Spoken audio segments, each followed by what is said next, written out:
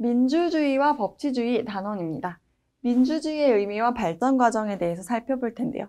민주주의는 다 알고 계시는 개념이죠. 국민이 주인이 되는 정치 형태를 말해요.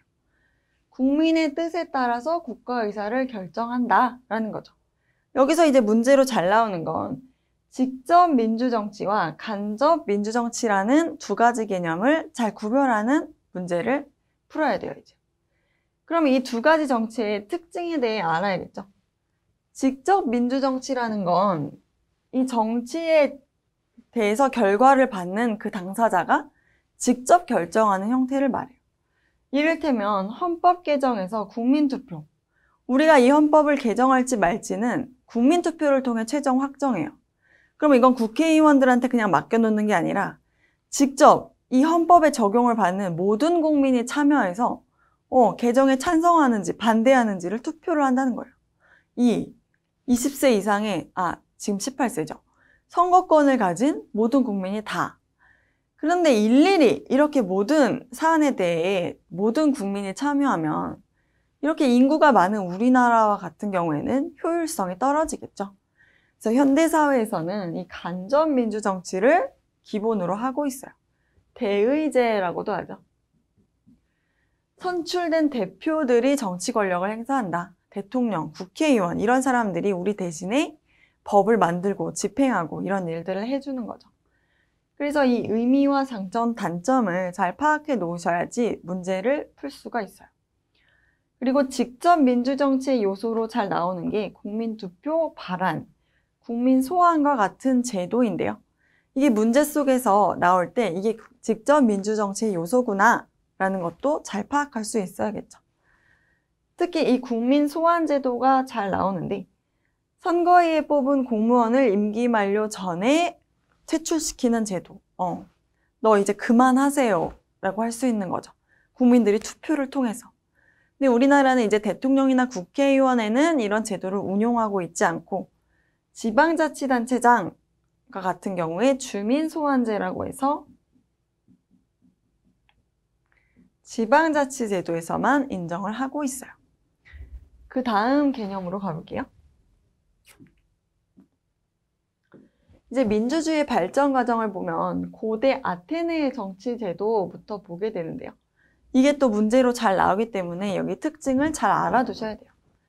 민회라는 게 나오는데 의결기관으로 모든 시민이 참여한다는 특징이 있어요. 근데 여기서 나오는 시민은 여자, 외국인, 노예를 제외한 성인 남자만을 말해요.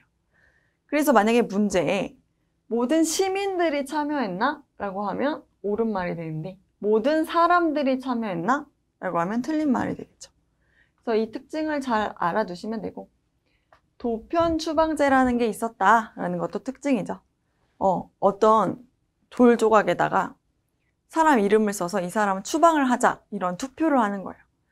그래서 독재적 지배자가 될 위험이 있는 사람을 추방한다라는 거죠. 이 참주라는 것은 스스로 내가 주인이다 라고 칭하는 그런 예비적 독재자를 말해요. 그 다음에 시민혁명을 알아놓으셔야 되고 국민주권의 원리와 입헌주의 이런 게 이제 시작이 됐다라는 역사적 배경을 알아야지 문제를 풀어볼 수가 있겠죠. 그 다음으로 나오는 개념이 중요한데 고대 아테네, 근대, 현대 민주정치를 구별하는 문제가 잘 나와요. 각각의 이제 특징을 잘 알아놔야겠죠. 여기는 직접 민주를 했고 여기는 대의를 했는데 이제 현대에 와서는 대의제를 기본으로 직접 민주주의를 가미한 정치 형태를 택하고 있죠. 특징으로는 여기 민회가 있었고 모든 시민이 참여했다. 여기서도 농민, 노동자, 여성 등은 참정권에서 배제됐죠. 현대에 와서야 비로소 보통선거가 실시됐다. 일정 연령 이상의 모든 시민들에게 투표권을 주는 게 보통선거죠. 그래서 이러한 흐름도 알아놓으셔야지 문제에 잘 나와서 풀 수가 있고요. 한계를 보면 성인 남자만 시민이 됐다. 여기도 참정권에 차등이 있었다. 그리고 현대의 특징으로는 시민의 이제 무관심이 확산됐다. 이런 것들이 있네요. 그 다음으로는 굉장히 중요한 사회계약설 부분으로 가볼게요. 사회계약설도 문제로 많이 나오기 때문에 이따가도 같이 풀어볼 텐데요. 대표적으로 중요한 세 사람이 있죠. 홉스와 로크, 루소가 있어요.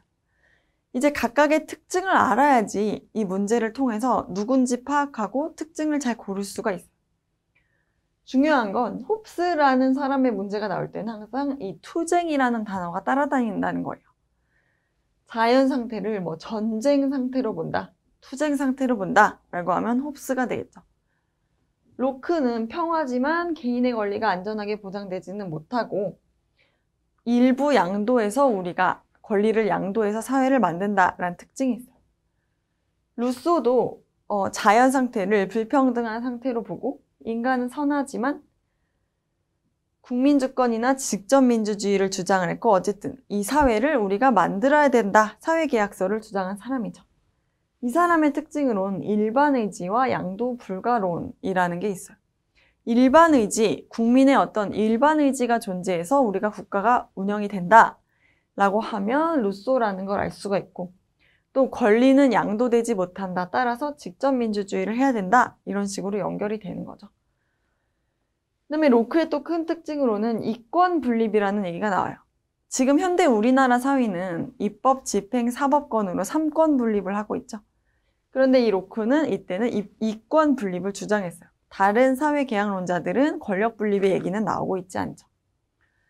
그 다음에 또 중요한 게 로크의 경우에는 저항권이라는 걸 인정을 해요. 우리가 필요에 의해 사회를 만들었는데 이 사회가 국민을 위해 작동하지 않으면 이 사회를 파괴하고 새로운 사회를 만들 권리가 있는 거죠. 저항할 수 있는 권리를 이 사람은 주장을 하고 있어요. 이것도 문제로 많이 나오는 그 특징이에요. 어쨌든 이 세 사람의 공통점은 자연 상태에는 뭔가 부족함이 있기 때문에 우리가 국가라는 걸 만들었다는 거죠. 그래서 그 전에 존재했던 건 뭐 왕권은 신수, 신으로부터 받은 권력이다. 여기에 대해서 이제 한 단계 발전한 거죠. 신으로부터 받은 게 아니라 우리 국민이 필요했기 때문에 국가를 만든 거다라고 보는 사람들이에요. 그래서 이 사람들의 이 주장이 대두되고 사람들이 이제 깨어나게 되면서 우리가 근대 시민혁명을 일으키고 근대 시민사회가 이제 태동을 하게 됐다. 이렇게 알아두시면 되겠어요. 그 다음으로 가볼게요. 이제 현대 정치의 특징으로 참여민주주의가 확대되고 또 시민의 참여가 강조되고 있다. 이런 개념이 나오고 있고